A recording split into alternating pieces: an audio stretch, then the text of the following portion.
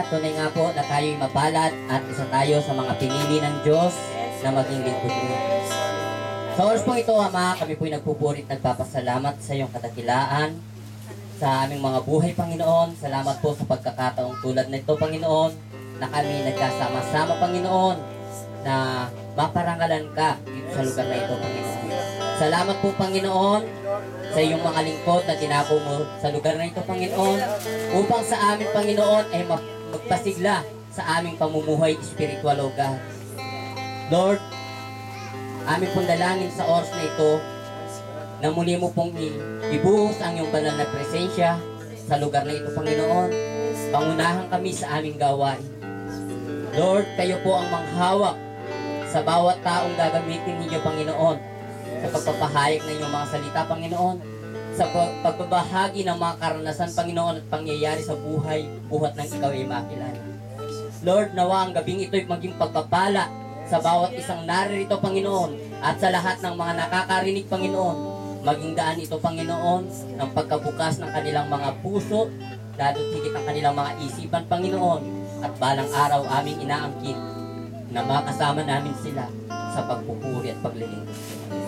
Sa oras pong ito, Panginoon, amin pong inaangkin ang katagumpayan ng gawain ito mula sa simula hanggang sa katapusan. At tanggapin mo po, Panginoon, ang aming walang hanggang pagpupuri sa iyong dakilang pangalan. In the mighty name of Jesus we pray. Amen. Yes, hallelujah. Handa na ba kayo ang awitan natin, Panginoon? Anong masaya awitin? Kung handa na kayo, awitan natin natin, Panginoon. Mahal na mahal talaga natin ang Diyos, di ba? Kaya nandito tayo para magpuri sa Kanya. Kaya mga kapatid, alisin natin ang ating agam-agam sa ating isipan at ipalakpak, ipadyak ang ating mga kamay at sumayaw ang lahat po at walang titindig lang dyan. Ibigay po natin sa Lord yung best natin. Amen.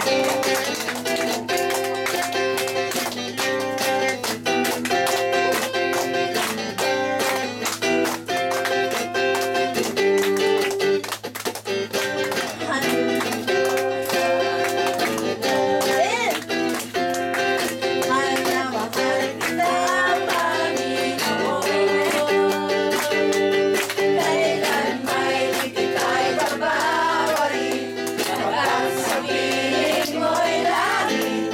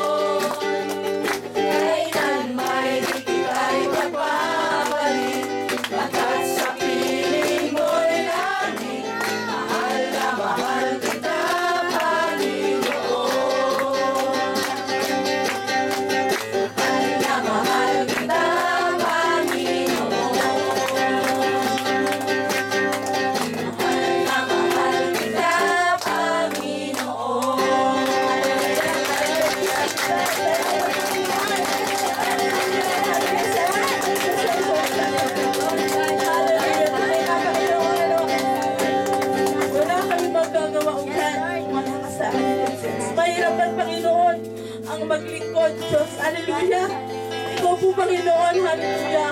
Ang tunay na pinaglilingkuran namin, Panginoon, kaya nagagawa namin ito, Panginoon, dahil sa iyong presensya, Lord Jesus. Mahirap man ito, pero ito, Lord, ang iyong pinagagawa sa amin. Hallelujah. Yes, Father, we give. Hallelujah, Jesus. Isa pa, awitan natin ang ating Panginoon.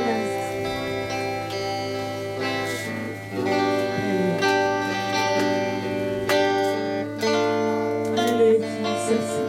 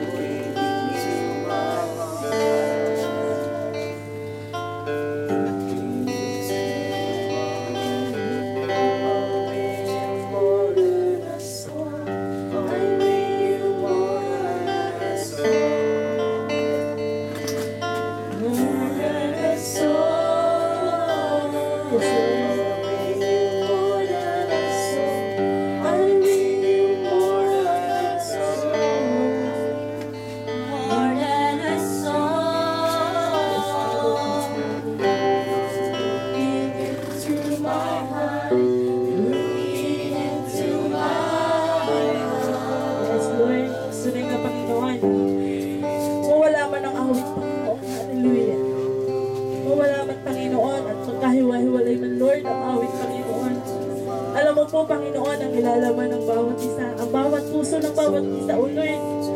Yun po ang best, O God. Hallelujah. Mawala man ang awit, O Lord. Alam mo, Panginoon, ang laman ng puso na Lord, nung pauwi na kami, hindi na ako babalik. Bakit? Akala ko po hindi na ako makakauwi ng buhay sa Tagaytay. Ay grabe naman po yung alon nung nakakasalubong namin ng pauwi kami ni Pastor Milo nun, halos ganito kataas. Yung bangka, umaakit na ganyan. Pagbaba, parang plywood ipinalo sa lupa. Pero sabi ko, Lord, hindi talaga babalik. Ayaw ko na talaga. Pero after a week, narito na naman kami. Sabi ko, Lord, ano ba nangyari sa akin? Sabi ko, ayaw ko na. At alam niyo po bakit po hanggang sa naisama ko nga po ang mag-ina ko dyan sa kabila. At hanggang sa balak, parang plano na rin naman na dito na nga mag-stay noon para sumuporta kay Pastor Timo. Pero hindi po niloob na kami dito kung manirahan dahil sa mga alam kong ikiplano ng Diyos. At yun nga po, nung sinabi ni Pastor Tino na ang pastora na ako nga po isasama dito, parang gusto kong tumanggi. Pero sabi ko, Lord, sino ako para tanggihan ang kaharian? Sino ako para tanggihan ang panawagan mo? Kasi sabi nga namin, kami mga pastor, daig pa namin ang doktor. Daig pa namin ang attorney. Ang doktor, pag wala kang appointment, hindi ka pwedeng makapunta sa kanya, di po ba? Hindi ka pwedeng magpakonsulta. Pero kami mga pastor, anytime, anywhere, with pay or without pay, no. Di ba? Ewan ko lang po dito kung tatanong po, di ba? So sabi ko, Lord, oo nga. At talagang muntik pa ako hindi nakarating dito dahil talagang may mga talagang pag-atake ang kaaway. Pero sabi ko, Lord, isa lang po yung nabuo sa puso ko. Every time na may gawain ang Panginoon at may gustong gawin ng Panginoon at gustong umentra ng kaaway, hindi po ako nababalisa. Kasi sabi ko, Lord, umaatake ang kaaway kasi ayaw ng kaaway na makakita at magkaroon ng katuparan ang nais mong gawin. Kaya po sabi ko nung pupunta na nga po kami doon, talagang yes, kalmado, nasa kalatagan kami. Pagdating ng kalaghatian na, eto na, kami na yung kumalma. Bakit po, inig-albor din dagat.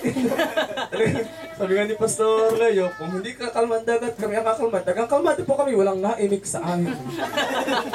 At talagang unang araw pa lang, sabi ko, nung pagdating sa pagbinagbayanan, hindi na po ako makalakad. Nakakalakad pero ang hirap. Bakit po? Yung aking binti, yung tuhod pababa, sunog. Ang hapde, pag ibinabaloktot ko, parang mababanat yung balat. Pag itinutuwid ko, parang mababanat yung batok. Sabi ko, ano nangyari? Ba't nagkaganon? Alam niyo, parang nadali ng himamasok. Ang init talaga, sabi ko, sunburn. Sabi ko, grabe, ano. Dati ko lang ginagawin, pero yun pa rin. Pero sabi ko, Lord, wala ganito talaga sa kaharian mo Pag ang hari nagsalita, halangan tayong hindi sumunod. Pag ang hari ay nagsalita at hindi sumunod ang kanyang sinabihan, ano pong anong nangyayari? Ano po nangyayari pag hindi sumunod ang sinabihan? Halimbawa, si ate, inutusan ng hari, o ikaw, huwag kang magpapakanta. Tapos nagpakanta siya. Sa kanyang pagsaway, anong pwedeng gawin ng hari? Ha? Bagay, wala tayo sa kaharian, tayo nasa republic, hindi natin alam ano. Pero ito po isang nakita ko, kapag ang hari ay may sinabi at hindi mo sinunod, pugot-ulo ka. May consequence yan. Alam po ni Pastor Edwin kasi siya po ay nasa UK, United Kingdom. Hari po na mamahala sa kanila. Pero isa naman po kagad ng pagiging nasa kaharian. Lahat ng nasa kaharian, ng kingdom citizen, suportado ng hari. Kaya sabi nga ni Pastor Edmond, nung sa UK, mas gusto ko pa ng mga tao na hindi nagtatrabaho kasi hindi sila may pribilehiyo doon sa kaharian ng UK. At may mga trabaho, less privilege kasi nga may trabaho sila. At ganoon din po sa atin, kung tayo pinaghaharian ng Diyos, hindi tayo dapat magbalisa sa anumang mga bagay dahil alam natin ang Diyos ang siyang gagawa. At yun nga po yung pagpunta pa namin ng Mananaw, sabi ko, praise God, kumalma na naman kami. Lalo po kanina talagang kalmado talaga kami. Pasira-sira po. Biro niyo po mula dun sa Mananaw hanggang dito, 6 na oras kami nagbiyahe. Kung sa tansya po namin, 3 oras narito na dapat kami. At ayaw na nga po kami patuloyin kanina. Anong po naman kasama ka? Ayaw na kami patuloyin. Sabi na po sabi, hindi, kalma yan. Sabi ko, sige, kalma yan. Kalma yan. Kalma talaga yan. Maya-maya na, nung pagdating doon sa may tower, grabe, kami na yung kumalma. Nasiraan pa ng nasiraan pa ng yung timon. Tapos sabi pa nung kasama namin, sabi, ako, delikado tayo. Ewan ko, ako lang kinabahan. Ewan ko na kasama ko, kinabahan din. Sabi nung mayor na, naku, delikado tayo rito. Sabi ko, bakit kaya? Eh, nakita kong alon, talaga sumasalubong sa amin. Ganyan kalaki. Sabi ko, Lord, salamat. Hindi mo pa kami kukuhanin kasi alam ko may plano ka pa sa amin. At ako'y naniniwala, ngayong gabi po na to. Sabi ko, Lord, hindi masasayang ang aming pagtungtong sa lugar ng Tabaw. Dahil ang lugar ng Tabaw ay kabilang sa mga pinaghaharian ng Diyos. Amen. Dahil ang lugar ng Tabaw, sabi nga niyo, God Most High. Kung kami po ay hindi nakarating dito sa lugar na to, sinungaling ang Diyos. Bakit po? Eh, God Most High, bago kami papailalim sa dagat. parang hindi ako totoo to, di ba? God Most High, bago kami papailalim sa dagat, parang sinungaling ka ba? Lord, hindi naman, di ba? So, ibig sabihin, pinatunayan talaga ng Diyos. Di ba yung kanta na, kung alam niyo po yung kanta na, when the oceans rise and thunders no. Kanina kumukulit sabi ko, nung bago pa naman kami, madisirin, tinutugtog ko. Di ba, nung nasa balkon kami, tinutugtog ko yun. Sinasabi pa ko ni Pastor Alex. Sabi ko, ba't ka kinanta yun? Parang gusto mong paalunin ng matindi ah. Pero isa lang pong bagay nakita ko doon, sa kabila ng mga alon sa dagat, kalmado talaga kami. Kasi sabi ko, isa lang po nasisip ko kanina, makakarating kami ng buhay dito. Hindi kami papailalim kasi ikaw ay isang atas-asan. At ang pangalan po ng Church namin ni Christ the Living God Fellowship. Sabi ko, Lord, kung kami hindi makakarating ng buhay dito, ibig sabihin, hindi ka buhay, hindi ka Diyos ng katas-asan. Kasi kami na papunta doon sa kailaliman. Pero, hindi po yung ginawa ng Panginoon. Kasi, mahal kami ng Diyos, mahal kami ng Diyos. At hindi papayag ang Panginoon ang kanyang paghahari ay hindi maibahagi sa lugar po na ito. Kaya salamat po sa Panginoon. Ano man po, ito rin po challenge ko sa atin. Ano man pong pagsubok ang inyong pinagdadaanan, huwag po kayong matitinag sa paglilingkod sa Panginoon.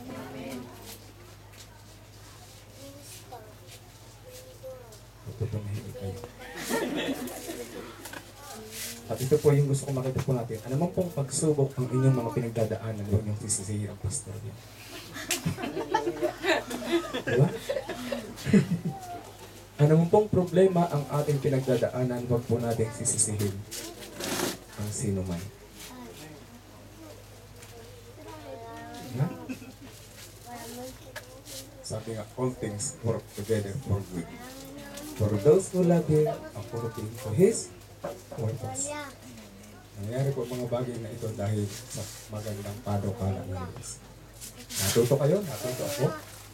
Ano po eh, natuto ko lalong manalangin kanina talaga. Sabi ko, Lord, ako talagang antok na.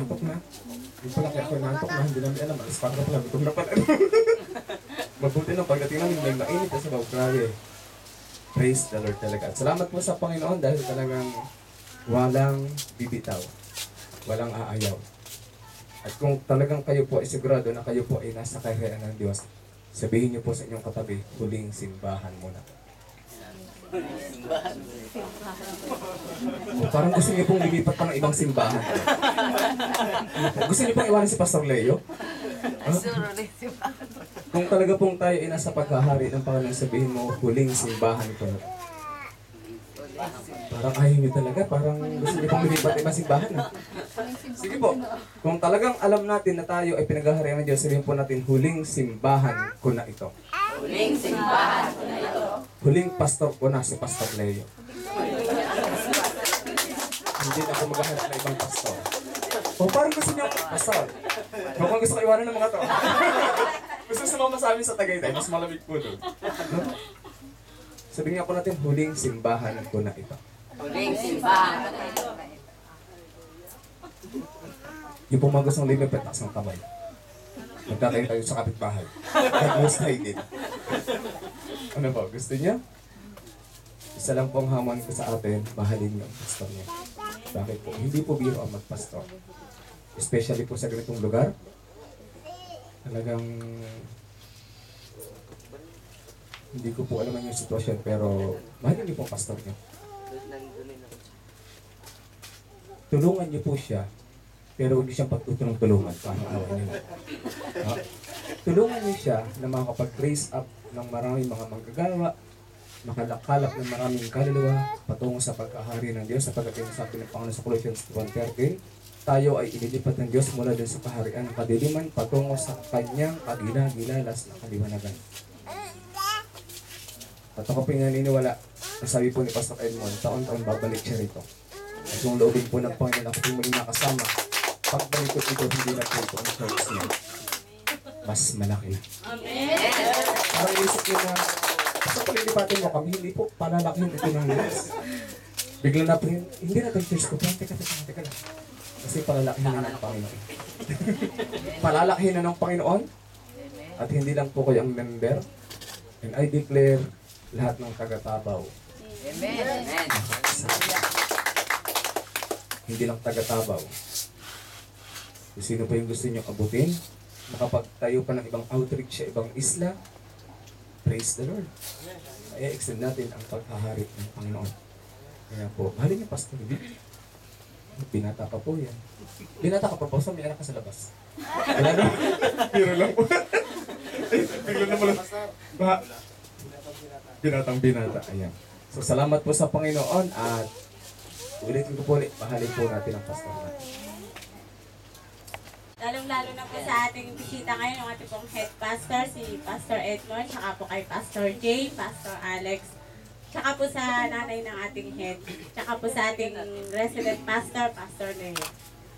Noon pong ako ay hindi pa nakakakilala sa Panginoon, ang buhay po namin noon ay para lang po yung alon sa dagat kung saan ihampas, kung saan lang po pawirin, para pong ganon. Tapos po para pong pag wala ka po sa Panginoon, pag hindi mo nakikilala na, oo, kilala mo na may Diyos, alam mong may Diyos, pero hindi mo talaga alam kung paano ba talaga, kung ano ba talaga ang papel ng Diyos, ano ba talaga ang ating papel sa Diyos ng buhay natin. Noon pong mga panahon na yun na hindi ko pa po yun alam, wala po akong, para pong baliwala sa akin, basta alam ko lang na may Diyos. Pero po, pag wala ka po talaga sa Panginoon, yung pong buhay mo, wala kang nararamdamang kapayapaan. Pero mga kapatid, pag tayo po nakakilala sa Panginoon, at yung pong ating paglilingkod sa Panginoon, ibinigay natin yung best natin, hindi po tayo nag-aalinlangan na, pag po nag-order yung pastor natin na may practice, may prayer meeting, yung pong dahilan na wala po kaming pagkain. Kasi sabi nga ng, marami po tayong inaalala sa buhay. Sabi nga po dun sa 1 Peter 5:7, ipagkatiwala ninyo ang lahat ng inyong kapag-kapagan dahil ang Diyos po ang nagmamalasakit sa atin. Kaya po nung mga time na po, marami po akong dinaan ng trials bago ko po talaga na ano yung Panginoon, bago ko nakilala. Nandun po yung, nung pong napunta ako sa ospital, isang taon na pong nakaraan, nung pong nag-50-50 ako doon. Tapos talaga pong kumilos ang Diyos sa buhay ko noon. Kasi bago pa lang po ako nakakakilala sa Panginoon ng time na yun, sabi ko sa Panginoon, Lord, kung talagang gusto mo na, wala po akong karapatang humindi. Kung talaga pong kinukuha mo ang buhay ko sa oras na to, hindi ko po ipinagdadamo. Dahil ikaw po ang nagbigay, ikaw rin ang babawi. Pero salamat sa Panginoon dahil yung salita ng Panginoon, yung pong awit lang ng Panginoon na may awit po meron po tayong binibigay na awit sa Panginoon na sa Panginoong Jesus ako'y magtitiwala. Kahit po wala na yung mala yung katawan ko, pero yung isip ko po, gising na gising, nandun talaga yung, nararamdaman ko po yung presensya ng Panginoon na ang Diyos po talaga may gagawin sa atin. Kasi nandun po yung pananampalataya natin sa Panginoon na huwag po tayong mag-alinlangan talaga pong ibigay natin sa Lord. Sabi nga, huwag nating ipagdamot kahit nga yung buhay natin, huwag na natin sabihin sa Panginoon na, Lord, huwag mo muna kukunin ngayon, maliliit pa yung mga anak ko.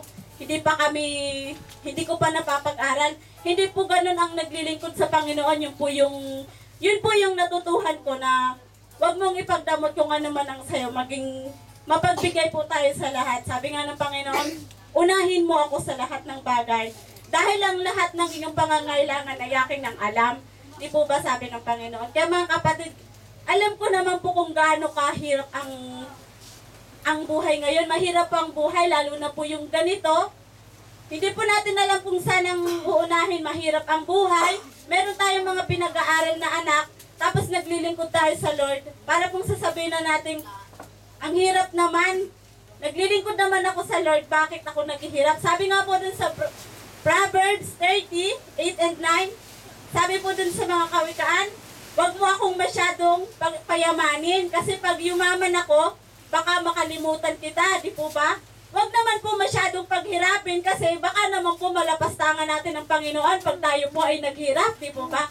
Ang hingin po natin sa Lord, ipagkatiwala po natin mga kapatid, kaya alam ko po na pag po sinabi natin sa Panginoon na, Lord, kiniklaim ko ngayon, alam ko ikaw ang kikilos sa buhay ng bawat isa. I-claim po natin sa Panginoon na wala po yung ating alinlangan. Talaga pong nandun po yung ating faith na kung ano man yung hilingin natin. Hindi po ng pagsubok sa amin. At time po noon ay wala po kami tinatanggap na allowance. Ngunit dahil sa panawagan ng Diyos ay tumugong po ako. At yung panahon na yung mga kapatid, naranasan ng aking mga anak, sila po ay talagang dumidede po ng hindi na po gatas. Na-experience po nila yung at iiyak ka talaga bilang magulang. Alam niya mga magulang. Pero may panawagan ng Diyos eh. At alam niyo po, short story po, hindi po ganun kadali ang dinaanan po namin pong pamilya. Pero ito po ang katotohanan.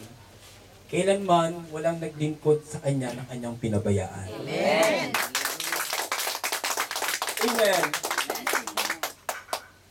Dumaan ka lang doon, pinadaan lang po kami ng Panginoon doon. At tinatanaw na lang namin yun, nakalagpas na po kami doon. Amen? Dahil ang Diyos ay tapa. Alam niyo po ba yung kwento sa isang paligsahan? Ito ko po ano yung tatawid po silang sino makatawid sa ladder po na alambre po na makapal po. At tatawid sila doon na nakabitin ng ganon. Nakita na po kayo, bibitin ng ganon sa alambre, yung mga paanak na ganon, mas kamay. Dimik, Amerikano, Hapon, Inche, Pilipino. Tawid yung Inche. Monkey Bridge. Sabi niya, Ching Chanchu. Inche, ya! Kasi ganon, talaga naman. Ano, malapit. 3 dipa na lang. Suko siya. Baksak. Tingka na Hapon. Sabi na po, Kawasaki Honda Suzuki. Parang kasi tulog na kayo dyan eh. Tawid yung Hapon na yun. Parang pesado siya. 2 dipa na lang. Talagang nalay na siya. Hindi niya na kaya. Baksak ang Hapon. Amerikano naman. Tayo ng Amerikano. French fries! Tawid yung Amerikano! Wala ito, ang laki! 1 dipa na lang! Alang ngalay na siya, pumaksak siya! Pilipino naman! Pilipino! Katolik. Katolik yung Pilipino. Tawag mga tao, malapit na! Ganoon. Kalating di pa na lang! Pilipino nga, di ko na talaga kaya. Malapit na! Kalating di pa na lang! Talagang di ko na kaya! Ngalay na ako! Bigla siyang bumalik ang bilis!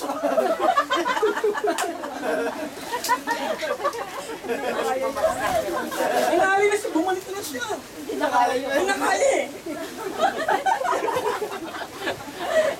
Ayan, tumawa na kayo. Pagpapakan natin ang Panginoon. Ano ba ibig sabihin nun? Alam niyo po, may mga situation po na dumarating sa buhay ng Kristiyano. Minsan po talagang sabi ng Biblia, ang isipan ng Diyos ay di natin isipan. At ang kanyang kapamaraan ay di natin kapamaraan.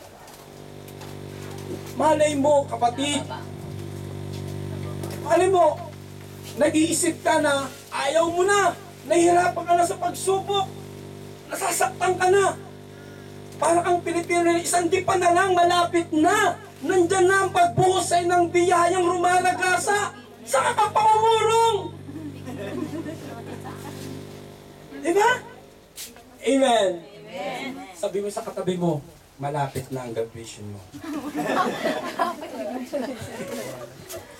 So, mga kapatid, ang buhay ng Kristiyano ay masayang tunay. Amen?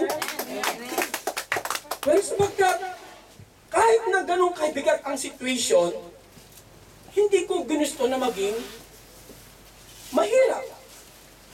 Hindi ko gusto na maging malungkot. So bakit? Ayaw ko maging malungkot. Gusto ko maging masaya. Kahit naghihirap ang nangyayari ang sitwasyon, pwede kang maging masaya. Paano yung pastor? Ginusto mo maging masaya kahit may nangyayari mahirap eh. Diba? Eh kahit walang mahirap na nangyayari sa'yo eh, malungkot ka. Ginusto mo maging malungkot eh. Kahit pangit na nangyayari, kahit mahirap, pag ginusto mo maging masaya, masaya. Amen. Mga kapatid, i-enjoy po natin ang ating buhay Kristiyano sa mundong ito. Napakaiksi ng buhay. Huwag mo nang sayangan na ikaw ay lagi kong nagbuburyong. Ano yung nagbuburyong?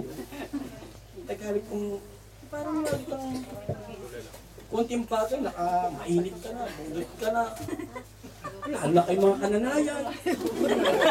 Mga babae sa tahanan. Lalabas siya paluluto, siya paano. Ang hirap ng sitwasyon ng mga babae. Naranasan kong maging bahay, tamaan sa bahay, mga kapatid. Kasi doon ko nakita yung hirap ng paglalaban, pagluluto, pag-asikaso sa mga estudyante. At nung buwan, nag-parting si Mrs. Ako naiiwan sa bahay. As church, ang hirap. Ganun din kayo, di ba? Nahirapan kayo mga Mrs. Laban mo, asikaso mo sa bata, pakain mo, lahat na. Ang masakit pa nito, wala nang binigay si Mrs. mo, hinahanapan ka pa. Lalo ka nang na-stress. Di ba? Kahit ganun ang sitwasyon, sabi mo gusto ko pa rin maging masaya. Payapa. Amen! Amen. Anak, maging masaya kayo sa inyong buhay, Kristiyano. Amen! Amen. God bless you po.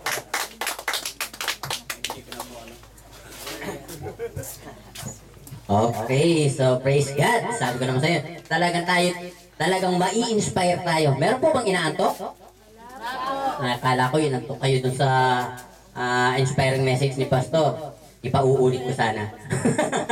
Okay, so sabi nga, tunay nga ang buhay ng Kristiyano ay masayang tunay. Sapagkat sabi nga sa awit, napakaligaya at kahanga-hanga sa ating pagmasid ang nagkakaisa at laging sama-sama ng magkakapatid. So tayo po'y magkakapatid sa ating Panginoon. So kaya dapat magsaya tayo sapagkat minsan lamang po, kumbaga sa turingan dito minsan lamang sa patak ng ulan na makakadaupang palad natin ang mga lingkod ng Diyos na tulad ni na Pastor Alex, Pastor Jay, at ating Pastor Edmond. So ngayon naman, isa pa ang uling testimony na ating maririnig mula sa ating kapatid na si Sister Melanie Libay Mission. Yun, Sister, dinagdagan ko na. Hindi ko kasi alam kung ano talaga eh. So, mission pala. So, yan po ang ating kapatid na may mission sa buhay. Hindi nawawala. Apelido po niya yun. Pinagpala pong gabi sa ating lahat. Amen. I-share ko lang po kung paano po nag-work po si God sa aking buhay. Actually po, lahat naman po tayo, di po ba, naka-experience po, lahat po, wala pong dito naka-experience ng mga pagsubok po sa buhay sa akin po. Alam niyo po yun, yung mga taga rito na, yung dinanas ko, before pa lang po, isa din po akong Katolik. Kilala ko nga po ang Panginoon, pero hindi po ko lubusan talaga kung paano kung ano si Jesus ba para sa atin, kung paano natin makilala si Jesus. Hindi ko pa po totally po talaga na alam. Pero kung nung dumating po ang time na malaking pagsubok sa akin, yung pagkamatay po ng asawa ko po last year, sabi ko po nung time na yun, nung dinala po namin siya sa ospital, sabi ko sa kanya sabi ko kay God, God, buhayin niyo lang po ang asawa ko. Kahit po anong gagawin niyo sa akin, susundin ko. Pero yung time na yun, parang hindi ako pinagbigyan ni God. Tapos parang nagagalit ako sa kanya. Sabi ko, mabait naman ang asawa ko, mabait din ako. Bakit po ginaganito niyo ako? Parang ganun yung pagkasabi ko. Tapos noon, sabi ko, hindi ko na alam. Parang gusto na sumuko yung sarili ko. Kasi Siyempre maliliit pa yung dalawa kong anak. Hindi ko alam kung paano ko buhay. Kasi hindi ko kaya silang iiwan na maliliit pa lang dahil experience ko na rin po dahil lumaki po ako walang magulang. May mama po ako pero may ibang family na po. So, maliit pa lang po kami, patay na po yung father ko. Tapos po noon, parang nawala po sa sarili ko yung sigat. Nila po ako tapos galit nga po ako dahil sa bahay po ng asawa ko bakit kinukuha niya po agad. Yung time na yun, nagpapasalamat pa rin ako kay God dahil may tao din siya ginagamit para po magising ako sa katotohanan. Ginagamit po, hindi po sila sumusuko sa akin. Pinapakilala po talaga ng tunay sa akin si God. Kahit anong, minsan po, naamin ko po nung una, hindi ko po ma-accept pa talaga na yung born again kasi, kumbaga, pero pinapakilala pa rin nila sa akin, hindi sila sumusuko sa akin. Minsan, pag pumupunta sila sa bahay ko, parang respeto na lang po na hinaharap po sila. Pero nung binibigyan po ako ng Bible at ginagawa ko kung pocketbook ang Biblia. Sabi ko, may nabasa po ako doon, yung sa John 15 favorite verse ko po, dahil yun ang pinakauna ko pong nabasa talaga. Kasi yung time na yun, parang kung wala po akong kaibigan ba na ma-share ko yung sama ng loob ko. Kasi kahit katabi ko yung mama ko, nahihiya pa rin ako na mag-share ng mga problema ko. Kasi close kami ng mama ko, pero hindi po, nandun pa rin yung hiya ko. Kasi 5 years ago lang po akong nakarating dito. So yun lang din po yung time na yun na nakasama ko yung mama ko. Tapos po yung nakilala, para pang po ako dun sa Galang sa salita ng Diyos at sa kanyang lingkod, tinatawagan po natin si Pastor Edmond Alvis.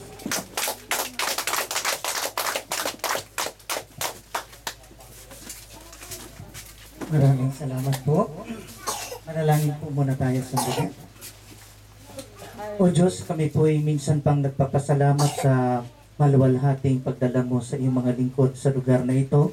Salamat po o Diyos sa aming pong pagkatipon-tipon alang-alang sa iyong pangalan. Dalangin po namin Lord na samahan niyo po ang aming pakikinig ng iyong salita. Ang iyong pong espiritu nawa ang siyang magtanglaw sa aming pangunawa at manghusat sa kaibuturan ng aming puso para ang iyong pong paghahari ay lubos po naming maunawaan. At higit sa lahat Lord, kagaya ng panalangin itinuro ng Panginoong Hesus sa amin, dumating nawa ang iyong paghahari at ang kalooban mo ang siyang masusunod sa aming buhay. Pagpalain niyo po Panginoon ang mga kapatid kong ito na kung saan kinauuhawan po nila at kinagigiliwan na makinig sa iyong salita. Ito po ang aming samot dalangin in Jesus' name. Amen. Okay. Pwede na pong manatiling nakatayo para sa pagkabasa ng salita ng Lord. Manatili po tayo nakatayo para sa pagkabasa ng salita ng Lord. Isang verse lang po ito. Sa Matthew chapter 6 verse 33, ganito po ang ating masusumpungan. Matthew chapter 6 verse 33. Datapwat, hanapin muna ninyo ang kanyang kaharian at ang kanyang katuwiran at ang lahat ng mga bagay na ito ay pawang idaragdag sa inyo. Ang maibanghelyo ng Panginoon. Pwede na po tayo magsiupo. Meron po akong itatanong sa inyo. Nasabi ko na po sa mga naunang pinuntahan ko na ako po kapag nagsasalita ay mahilig magtanong. So, pag hindi na kayo nasagot, ibig sabihin gutom na kayo. Siguro naamoy nyo na yung prito. Ano yun sarap yun. Ano po ang pinakakaibahan ng mga mananampalataya at saka hindi mananampalataya? Sige nga po.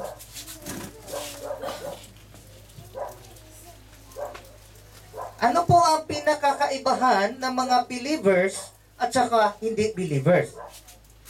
May idea po kayo?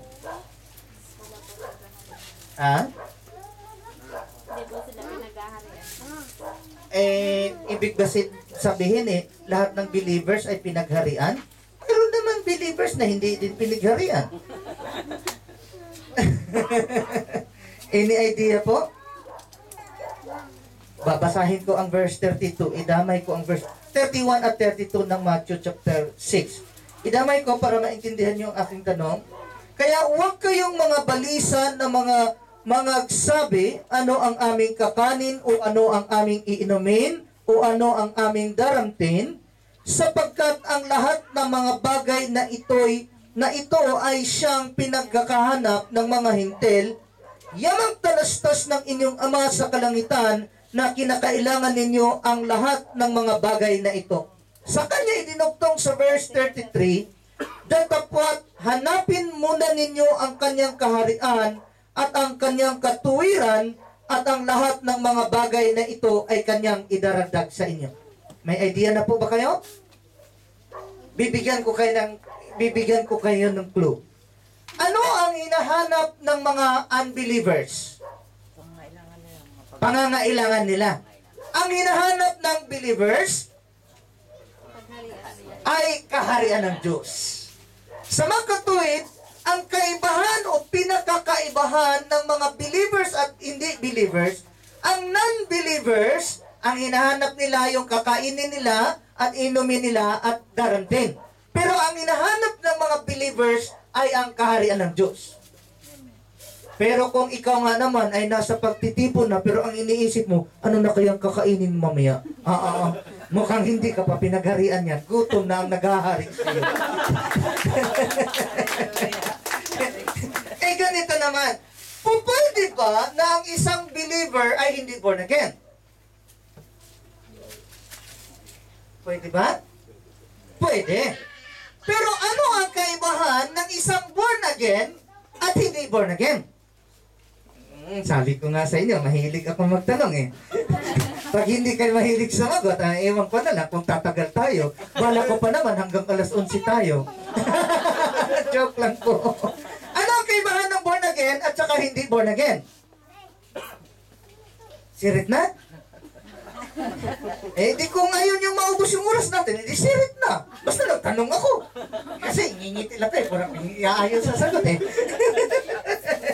Ang kaibahan po ng born again, sabi ng Colossians chapter 3 verse 1 and 2, kung kayo'y nangagsilang na muli, hanapin ninyo ang mga bagay na makalangit. Ituon ninyo ang inyong isipan sa mga bagay na makalangit. Sa makatuwid, kung hindi ka pa born again, ang hinahanap mo ay ang mga bagay na dulot ng mundong ito. Walang nag-amen Ang hinahanap ng mga believers, although sila'y nananalig na sa Diyos, pero hindi pa born again, ay yun pa rin mga bagay na nakikita. Amen po ba? Eh ano ang hinahanap mo ngayon? Nakikita o hindi? Eh paano nga naman hahanapin? Hindi ka nakikita. Hindi ba ga? Okay, so dito po sa Matthew chapter 6 verse 33, sabi po ng Panginoon, unahin ninyo ang paghahanap sa paghahari ng Diyos o kaharian ng Diyos at ang katuwiran at ang lahat ng bagay ay diragdag sa inyo. Mayroon po kasing principles of interpretation. Unang principle of interpretation, una is interpret a verse literally. Kapag sinasabing Jesus is Lord, huwag mo nang pahirapan pa. Literal na yun. Nasusundan. Pangalawa, kapag hindi mo maintindihan sa literal na interpretation, interpret it spiritually. Nasusundan. Pangatlo, hindi po ako magtatapik ng principles of interpretation, bibigyan ko lang kayo ng idea. Pangatlo, marami pang principles of interpretation, interpret it in the figure of speech. Alam niyo po ba ang figure of speech? Alam ni Sir ito, maaaring hindi alam ng iba. Halimbawa, isang example ng figure of speech ay simile. Gumagamit ito ng salitang like o kagaya. Kagaya ng sinasabi ng Panginoon. Ang paghahari ng Diyos ay kagaya ng butil ng mustasa. Simile po yun. Figure of speech. Isa pang halimbawa ng figure of speech ay metaphor. Hindi ko na kayo i-explain. Baka ano pa yung ano na yung sinasabi ni Pastor, simile, metaphor. Nagbigay lang ako ng ilustrasyon. Isa pang halimbawa ng figure of speech ay hyperbole. Yung talagang minamaximize, ini-exaggerate yung puntong dapat diinan. So, isa sa mga gusto kong bigyang pansin sa principles of interpretation ay interpret a verse according to its context. Ang context ay connecting text. So, ang connecting text po ng Matthew 6:33 ay po pwedeng ang Matthew 6:34 ang preceding or ang succeeding, and then ang preceding is from 32 downwards. Nasusundan niyo po ba ako? Amen. So, ang context po ng Matthew chapter 6 verse 33, kung hindi mo makuha 2 verses before and 2 verses after, umatras ka pa para maintindihan mo. So, ang ibig sabihin po or ang context ng Matthew 6:33 ay pupwede nating i-atras magmula sa 25. Sabi ng verse 25, ganito po ang ating mababasa. Para mahanap mo ang paghahari ng Diyos, sabi doon, okay, kaya nga sinasabi ko sa inyo, huwag kayong mga balisa sa inyong pamumuhay. Medyo naiba po sa English. Mas malapit po ang English translation kasi sabi sa English, take no thought of your life. Huwag mo daw pahirapan ang sarili mo sa kaiisip sa buhay mo. Kaysa naman sa Tagalog, pamumuhay. Medyo naiba. Nasusundan niyo po ba ako? Kaya nga ang sharing ni Pastor Jay, kung hindi daw kumalma ang alon, kami ang kakalma. Pero sa totoo lang po, sinubukan kong gagayahin si Jesus. Natulog po ako sa bangka. Habang sila'y nag-i-intercede, tulog po ako. Kung ginising nila ako, tatanungin ko sila, where is your faith?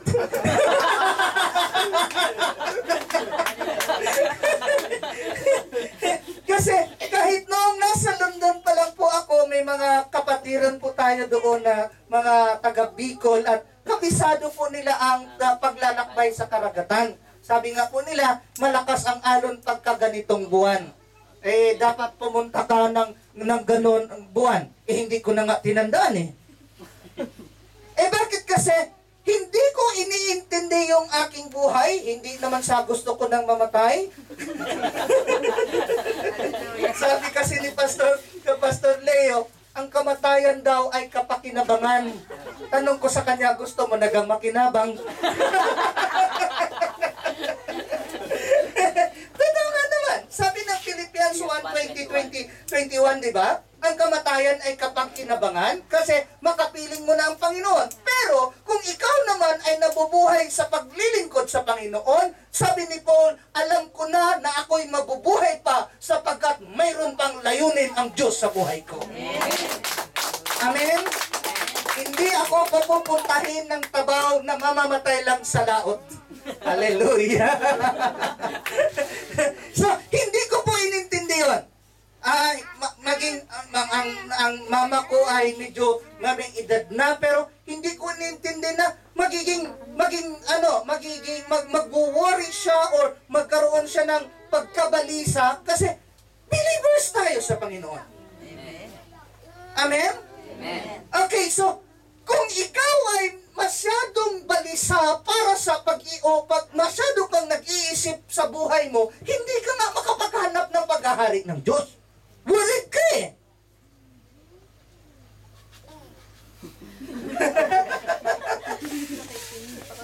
Anong saysay ng pagiging believer mo para ka makapaghanap sa paghahari ng Diyos, maging believer ka. Tapos believer, ano kaya, mamamatay na ako? Mamamatay na ako? Wento nga muna tayo. Alam niyo po ba na may mga taong magkaroon lang ng konting sakit, ang iniisip nila, mamamatay na siguro ako. Naku, ang lakas ng alon, mamamatay na siguro ako. Hallelujah. Meron pong, ewan ko kung gaano ito katotoo. May mga kwento daw na mga Ilonggo ay medyo hindi tuli. Wala naman akong tinignan. Ilonggo ka? Patingin ako tuli, hindi. Wala ako nakita. Pero kwento lang ko yun. Meron daw Ilonggo na mayroon ng anak. May 3 ang anak. Nagpa-opera. Sabi ng mister sa misis niya, ga, kasi Bisaya pangga. Pag namatay ako, bahala ka na sa 3 nating anak ha. Sabi ng misis niya, sinampal yung mister niya, walang hiya ka? Walang namatay sa tuli? Nagpapatuli lang pala, nagpapaalam.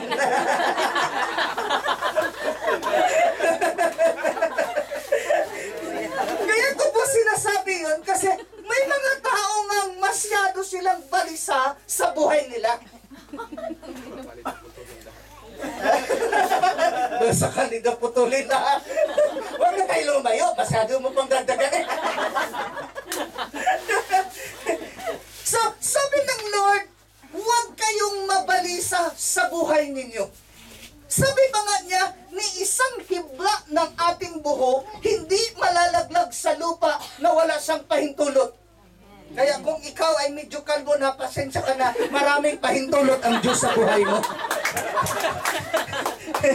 Pero pinatunayan lang ng Diyos na ganun sa katindi mag-ingat sa atin na maging buhok natin ay bilang niya, alam niya kung ilan ang nalalaglag, alam niya kung ilan ang natitira, kung buhok niya iniintindi niya, ano pa kaya ang buhay natin? Amen.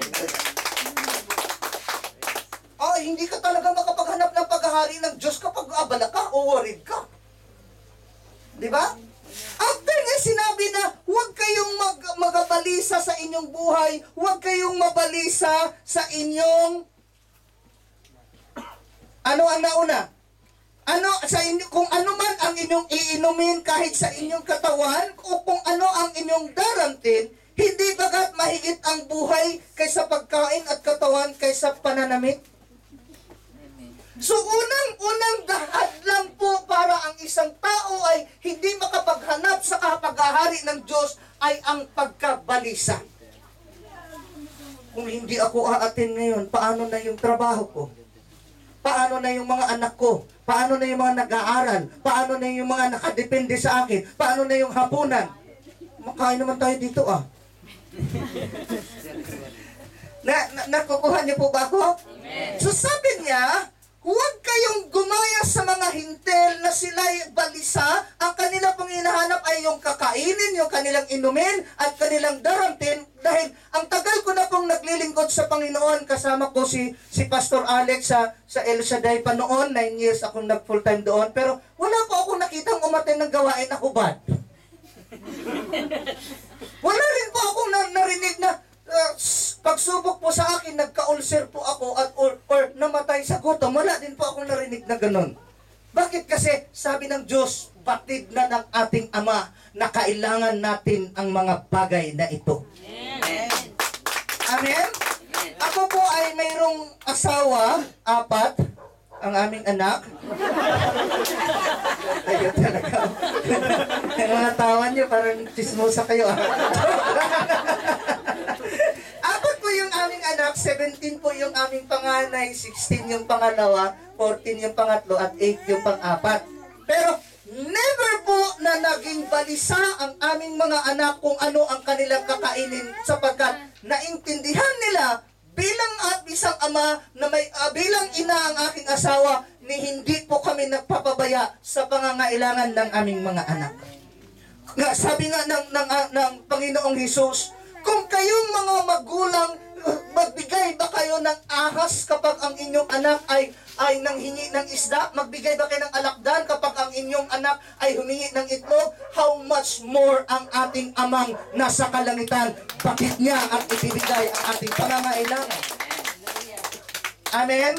Pero meron po akong sasabihin sa inyo at huwag na huwag ninyo itong kalimutan sa gabing ito. Ang Diyos po ay hindi magbibigay ayon sa ating pangangailangan. Bago yun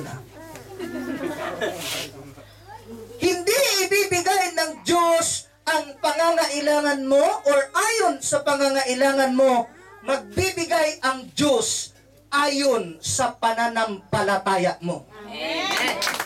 Bakit? Kasi sabi niya, kung ikaw ay kinulang, humingi ka, pero kapag humingi ka, dapat manalig ka sapagkat ang taong nag-alinlangan ay kailanman hindi tatanggap sa Panginoon. Amen. Sa mga katuwid, bagamat alam ng Diyos ang pangangailangan mo, pero hindi niya ibibigay yon kung wala kang pagtitiwala at pananalig sa Kanya. Parang humina ata ang amen nyo doon.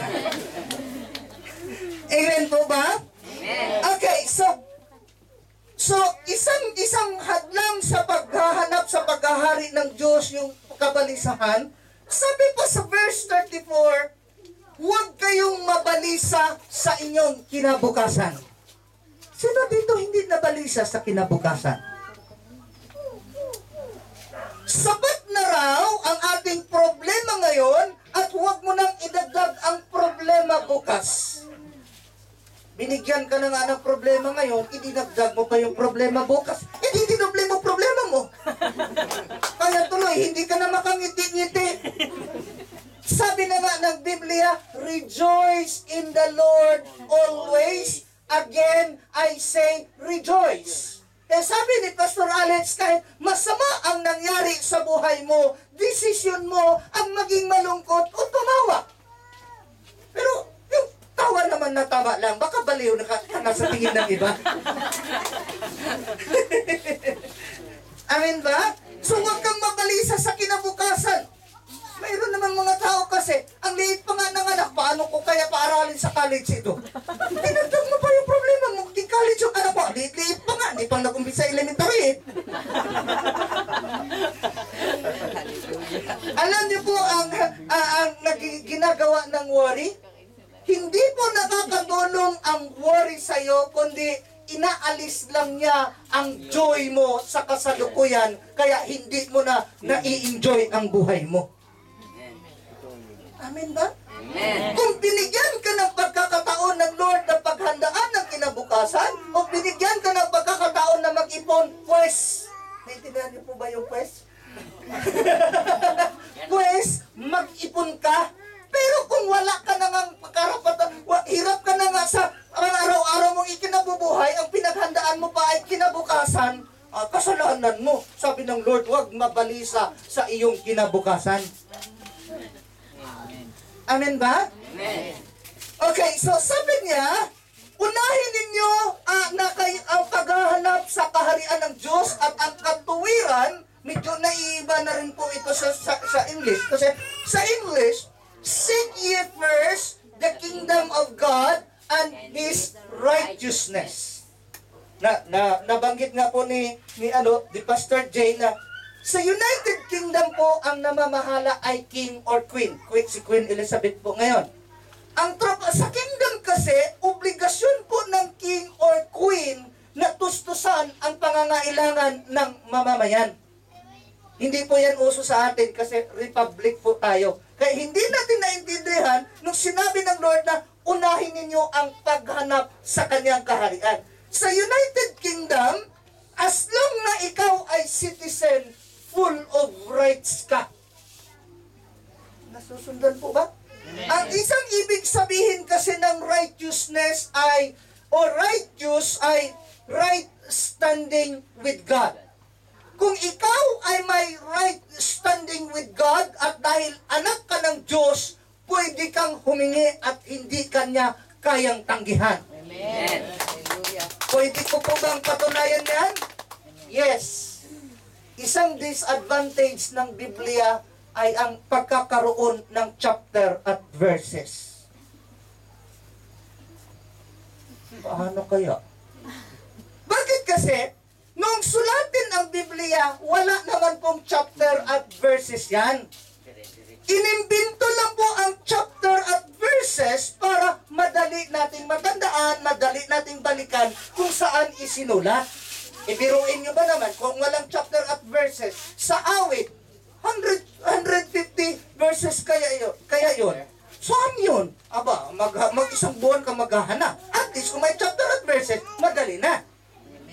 Kaso lang, isang disadvantage nga po nun, chapter at verses, napahiwalay po. Kagaya ng Matthew chapter 6 verse 33 at saka 34. Sabi ng Matthew 6:33, seek ye first the kingdom of God. Sabi ng 6:34, huwag kang mabalisa sa iyong kinabukasan. Hindi na natin ito naidugtong sa Matthew chapter 7 verse 1 up to 7. Ano sabi doon?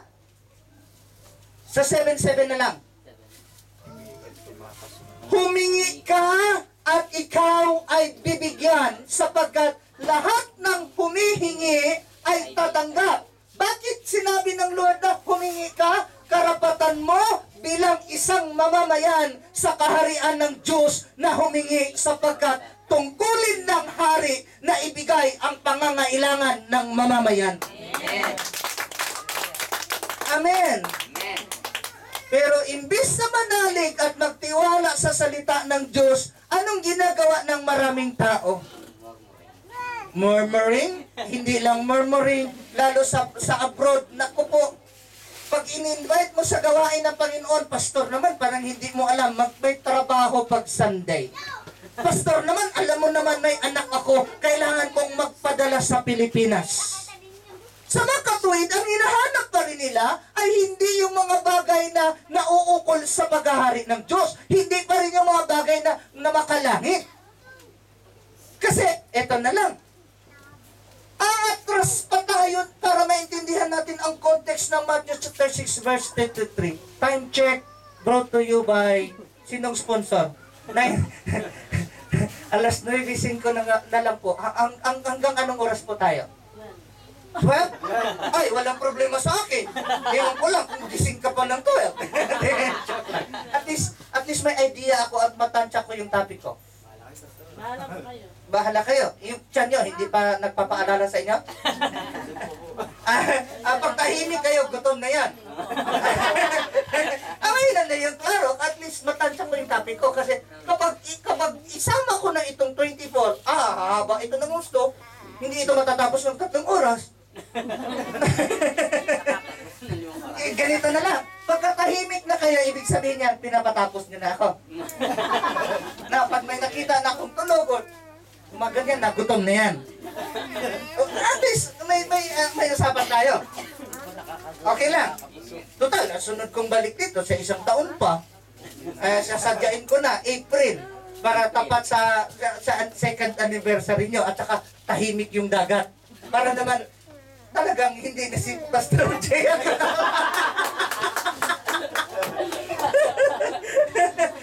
Okay, so alam ko naman, hindi ako, kapag sumubra na ako sa oras, hindi po ako salita ng salita. Hindi ako manhidno. Nagugutom din ako. Sabi gano'n.